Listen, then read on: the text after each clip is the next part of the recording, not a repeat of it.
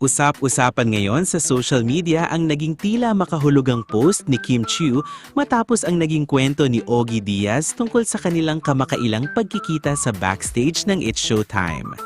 Sa naging salaysay ni Ogie, nagkita umano sila ni Kim sa hallway habang bumibisita siya sa noontime show.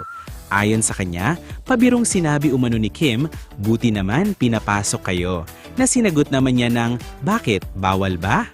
Ipinaliwanag din ni Ogie na sa tingin niya ay wala namang seryosong intensyon ng aktres at minsan ay nasasabi lamang nito ang mga bagay bilang biro.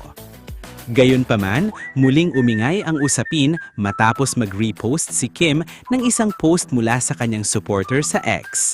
Sa naturang post, ipinahayag ng fan ang kanyang suporta sa aktres at binatikos si Ogie kaugnay ng mga naunang issue at sa umano'y mga naging pahayag nito tungkol kay Kim sa nakaraan. Dahil dito, may ilang netizens ang nagbigay kahulugan na tila ito ang naging paraan ni Kim upang ipakita ang kanyang saloobin. Gayunpaman, wala namang direktang sinabi ang aktres laban kay Ogie at hindi rin siya naglabas ng sariling pahayag na nagkukumpirma na ang repost ay isang clapback o patama sa talent manager at vlogger. Samantala, hati ang opinyon ng publiko.